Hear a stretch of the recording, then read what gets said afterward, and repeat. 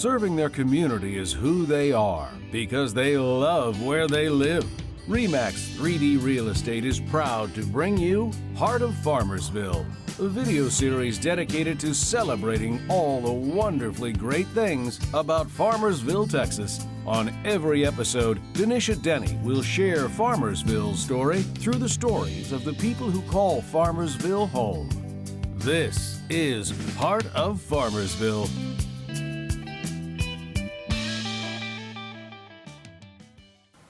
Thank you so much for watching Heart of Farmersville.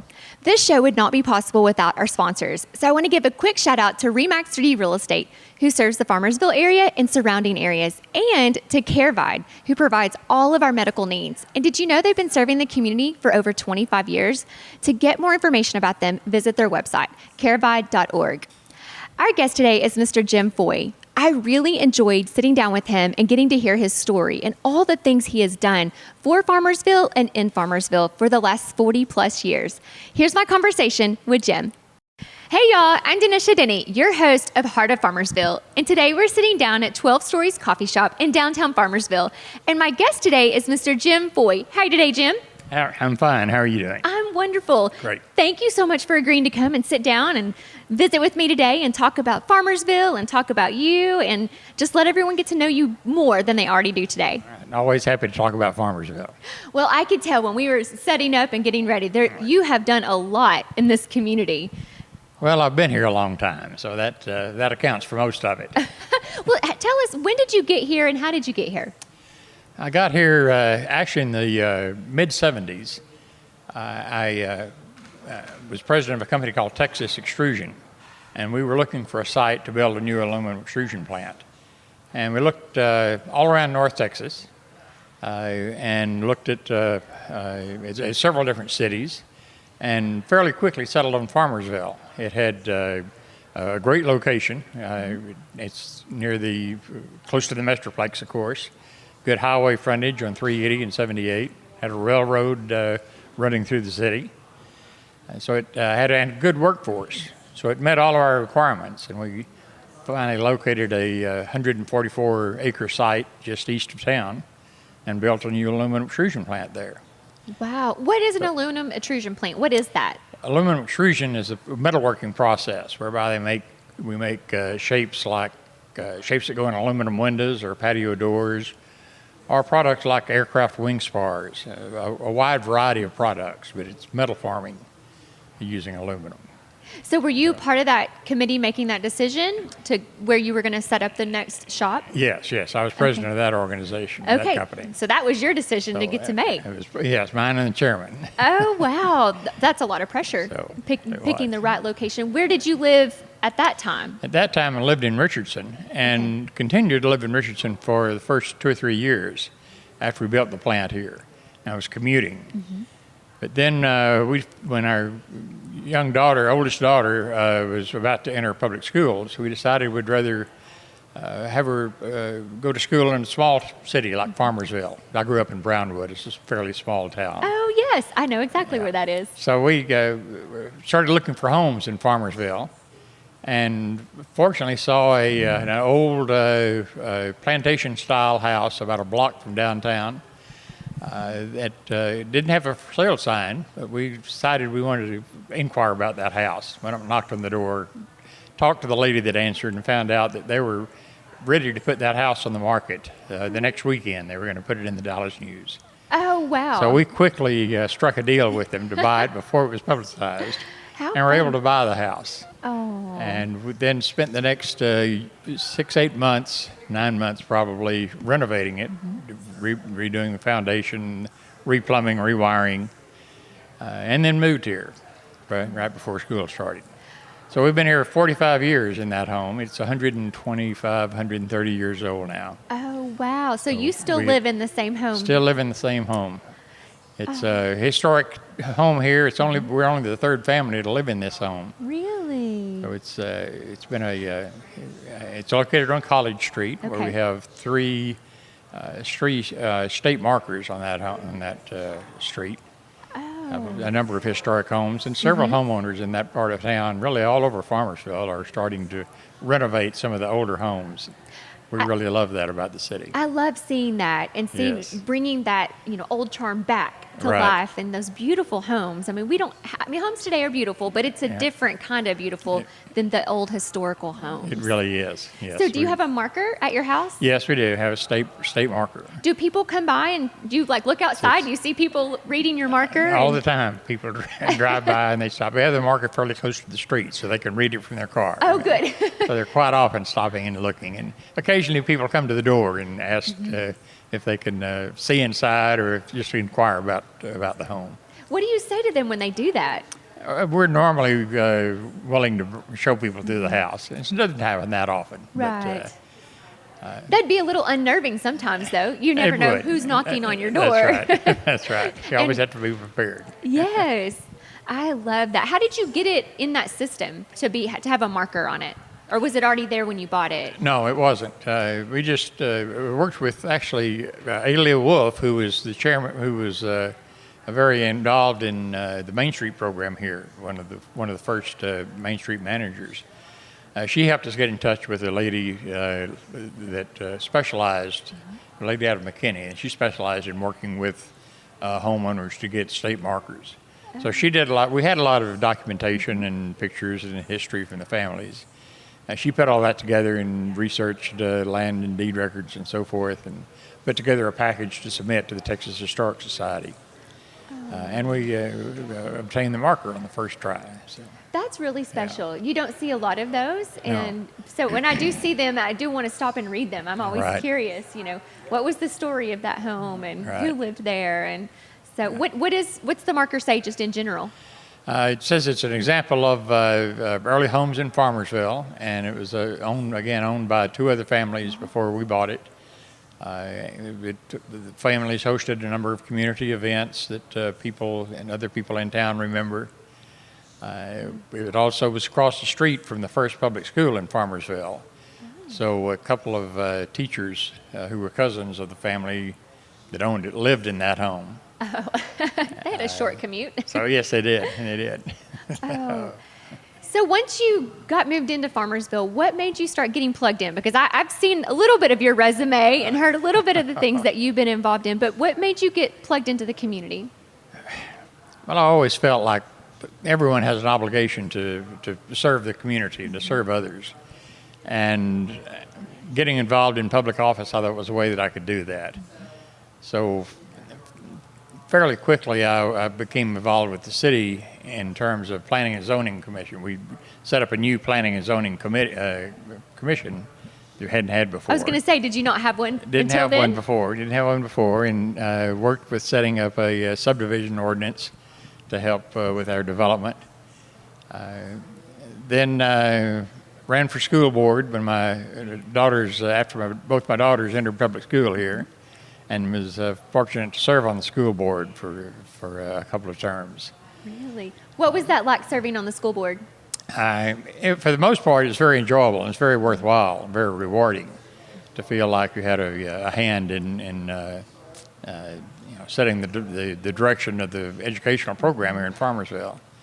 So that was there were some controversies as there is with any public official, but it was very worthwhile. So you would do it again? Would certainly do it again. Certainly do it again, and I admire the people who are serving in those school boards and various commissions now. Right. Oh, because you know what they're going through. You know what they're going through. That's right. And I think once you've served in those capacities, you view the other people differently because you know how torn they are and that how much pressure is on you to make the best decision for everyone. Right.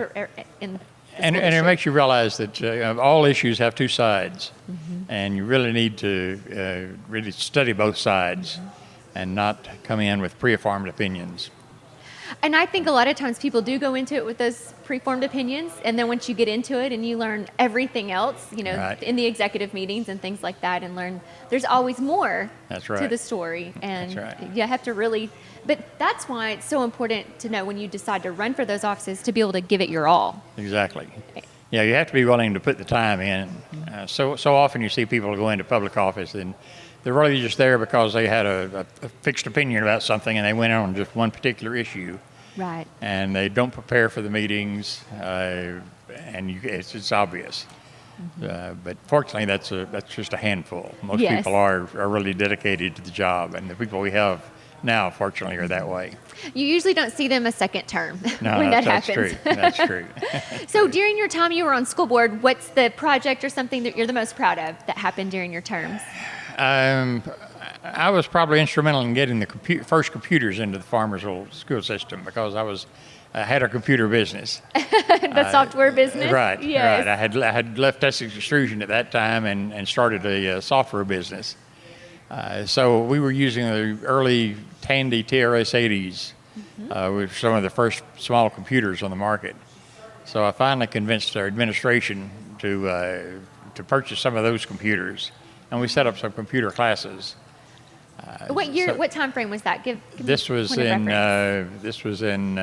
the early 80s. Okay. 1980. Wow, that was so cutting edge. It was Yes. high tech. Now the computers had not quite as much power as my watch has now. Well, only about a tenth of the power that my watch currently has. Oh wow, that's incredible. Was it hard to convince the board to do that in the school district? Not really. Of course, Okay. it was something new. I mean, the computers, small computers, microcomputers were very new. So it was mainly involved encouraging people to become familiar with them and their capabilities, and to look ahead. This was something that I think it looked like it was going to be very, very important to society. And the more our children in school could learn about computers at that early age, the better off we all were. Absolutely. I was born in '78, so I'll give you kind of a point of reference for my age. But I don't remember the computers becoming important till later '80s, early '90s for Right. me. So I can't imagine what it was like for those students to come in the early '80s to have that technology. Right. Because I'm remembering, I just had recently gotten a microwave Yes. in the early '80s. So to know that the students here in Farmersville had computers was At that was that such point. a great thing for you to do to bring to Farmersville. So how many computers did you have when you first set that up? Was it just a small lab? And yes, it was. I think we had 6 or 8 computers to start with. Of course, now there are computers everywhere in the school system. So every child almost has a computer. Yes, they do. Yeah. What was the feedback from the students? They were enthused. I think they were really, the small computers became very popular very quickly. And so I think the students here appreciated that. I'm sure. Yeah. What are some of the other things boards and positions that you've held?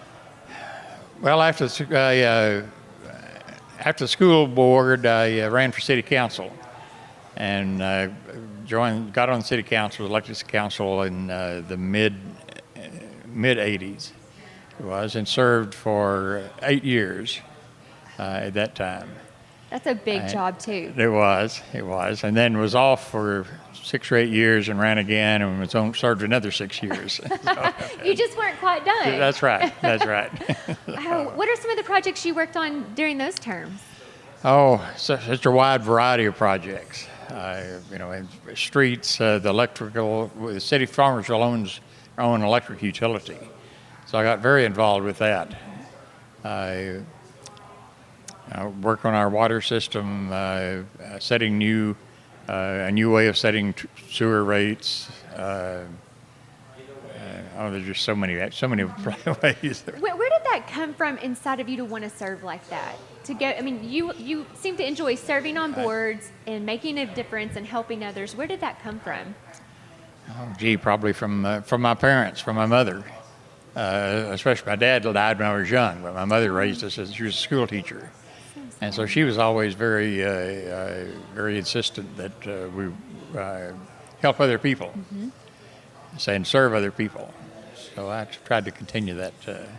Did you have others that helped you guys, when you were growing up, that helped your mom with being a single mom? And Yes, a friend of mine's father was a principal at the junior high, and he was a big influence on me. Again, for someone who was serving the community, and he was quite a guiding light for me. That's so wonderful that, to have someone step into that role. Right. How old were you when your father passed away? I was 5. Okay, so you were really young. Very young, yes. Yes. Yeah, so I have very few memories of him. Where did you grow? You grew up in Brownwood, you In said? Brownwood, Okay. Texas, right? We have family in Zephyr, so that's why. Oh, okay. Yeah. That's why I know where Sure. Brownwood is All right. located. Yes. Well, you were telling me a really cool story earlier about, let's talk about your software company and Mr. Bill Gates. Let's share that story with everyone. Well, I started this software business in 1978. And we have software for aluminum extrusion companies, a very specialized market. We have a little niche market. But we were working with Tandy Computers at the time. They were one of the early leaders in the small computer business. And I became president of the Tandy Business Users Group.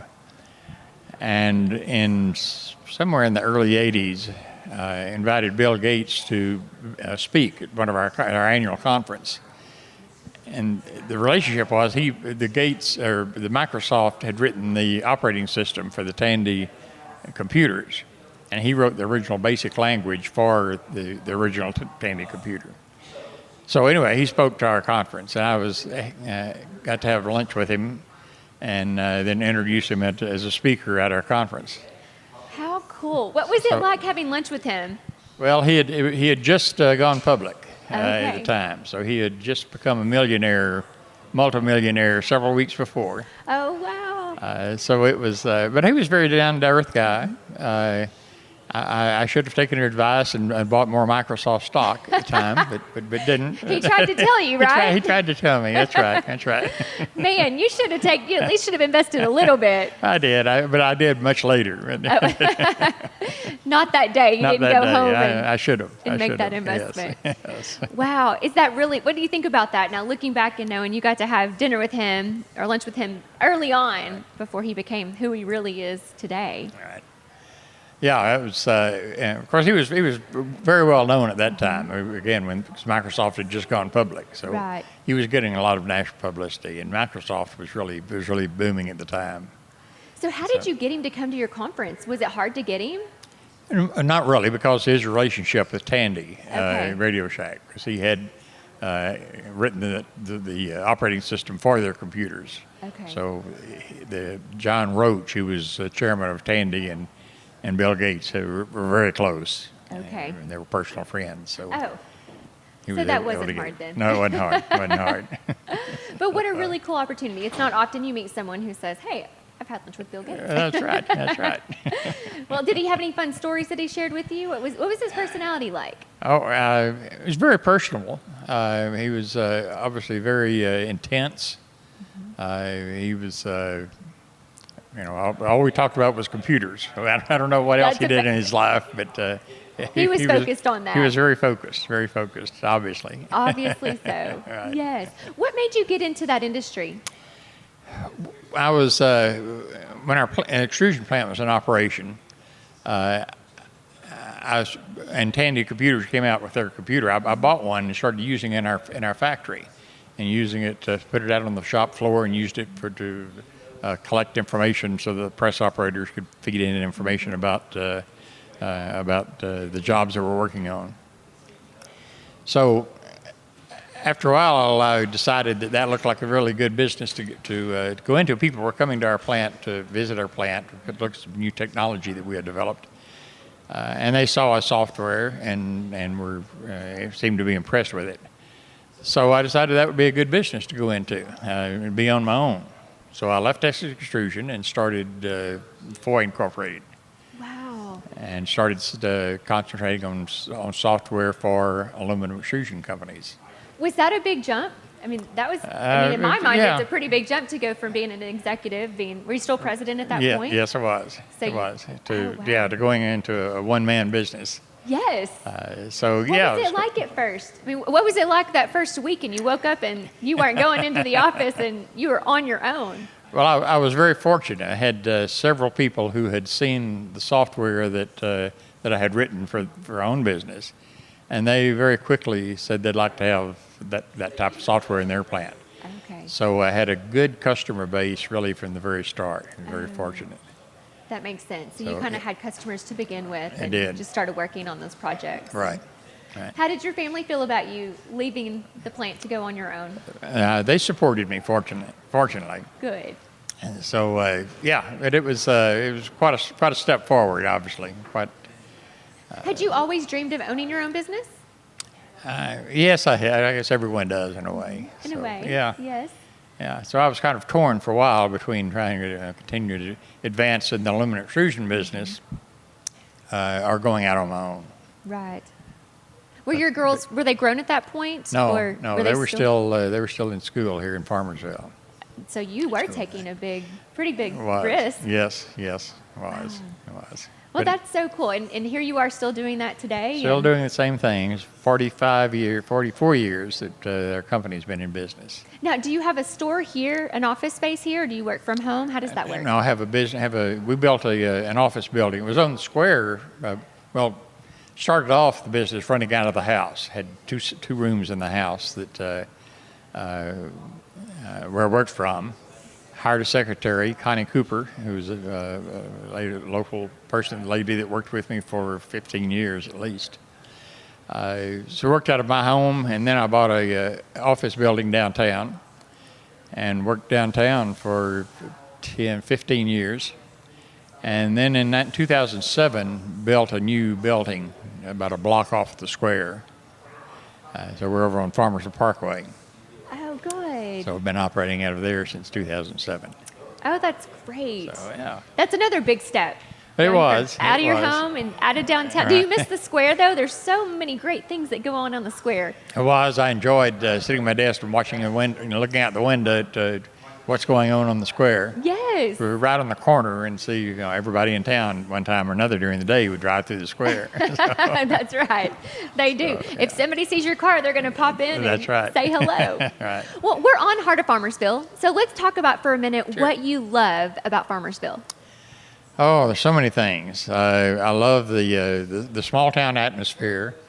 Even though we are starting to really see more and more growth, we still have that small town spirit. The downtown area is, I think, is a great part of the city. It's the heart of Farmersville, and we're very fortunate to have, I think, a historic downtown. So many surrounding cities, have the downtowns are dead, and all of the growth is occurring at the edge of town, and all businesses are moving outside of the downtown area. But we have a really vibrant downtown, and it's become more so in the last 20 years. We started the Main Street program in 1999, wow. and that's had a big impact. I think it has helped us to maintain the historic nature of downtown Farmersville and to maintain the spirit. But again, we're very fortunate that the downtown area is not on the major highway. We're accessible from the highway, just a couple of minutes off the 380 or 78. Yes. But don't have trucks rolling through town all the time. That is really nice. It is, The big yeah. trucks can keep moving along on Yeah. 380, but you can come off in just a few blocks. But there's something about when your tires hit the red brick. It just, Right. I don't know, it takes you away at that moment. That's right. And it becomes a whole different experience. Yes. Now, you're on the board for the museum, right? Yes. Okay. Yes. So I'm Yeah. sure that's near and dear to your heart. It is. It is. We started that about 6 or 7 years ago. I started the museum project, and had a big fundraising drive to raise money to convert one of the onion sheds, open air onion sheds, into a museum. And we raised, I believe, it was $120,000 to do the conversion, Wow. and closed the building, and to turn it into a museum. And it turned out so beautiful. It did, and that's just really the biggest work that's been done in the last 2-3 years with the exhibits inside. And Misty, of course, has really led that effort and has done a fantastic job as president now of the museum board.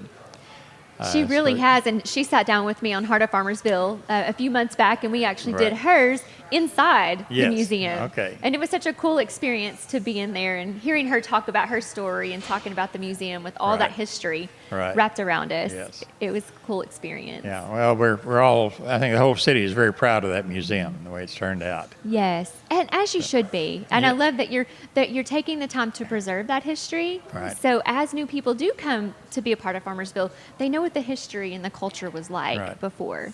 Exactly. So how do you think that we keep this small town feel and this culture that we have today and have had as Farmersville continues to grow? I think by maintaining the downtown area as it is, as a historic area, and one of the ways we're doing that right now is we're proposing creating a historic district in the downtown area.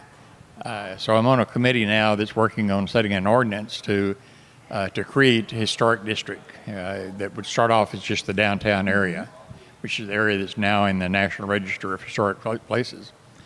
But create an ordinance that would allow property owners to maintain the historic nature of all the buildings in this downtown area, and protect and keep someone from coming in and trying to build a building that's completely out of character with the downtown area. Right. So I think that will help a lot. And then plus we're proposing that we set up local landmark facilities as a part of this ordinance, so that a homeowner could ask that their home be awarded local landmark status, and they could put a plaque up or a marker up designating this as a local landmark. And again, that would then protect that structure from being demolished at some time in the future, Right. or being completely renovated and the historic nature removed. Right. But I think steps like this, this is all just being currently under development, but I think steps like that will help maintain what we have here in Farmersville, the historic nature of the city and the feel of the city, historic feature. I think that's great. And it's probably looking at other cities that have grown so fast, and you do see sometimes all the old structures around a downtown may get torn down, and Right. you lose that part of that Right. culture Exactly. when that happens. So, Exactly. and so that's a voluntary basis then. If somebody wants to be a part of that landmark, then they apply for it to make their home that way. Yes, that's what we're proposing. In the downtown area, it'd be different. It's a historic area, but all the commercial buildings would be protected, and which would be benefit the building owners if we can maintain the historic Right. nature of the whole area. That increases the value of everyone's building. Yes. But the local landmark would be a voluntary step by homeowners. Yeah, I love that. So, I yeah. think that's really cool. Yeah. So I'll be on the lookout for that. All right. Well, I told you I'd ask you a random question at the end. So All right. if you will pick a number between 1 and 20, I'm going to ask you your final question. Oh, all right. How about 7? 7. If you could have a superpower, what would you choose? Superpower. Well, let's see. I wouldn't want invisibility. I don't think. Just mark them off the list. Okay, you wouldn't want to be invisibility. Yeah, we don't want to be invisibility. I don't know. I don't know that I really want to have any superpower. I kind of enjoy the life as I have it now. I think having a superpower, I think, sets you apart more than I'd like to be set apart. I think so too. I think that if you had a superpower, you would feel inclined to do something with it. That's right. And then you would have to respond to whatever that was. And I don't want Marvel Comics putting me in one of their books. In one of their books. You want to be low key, working on your software projects and Exactly. working on those things. Exactly.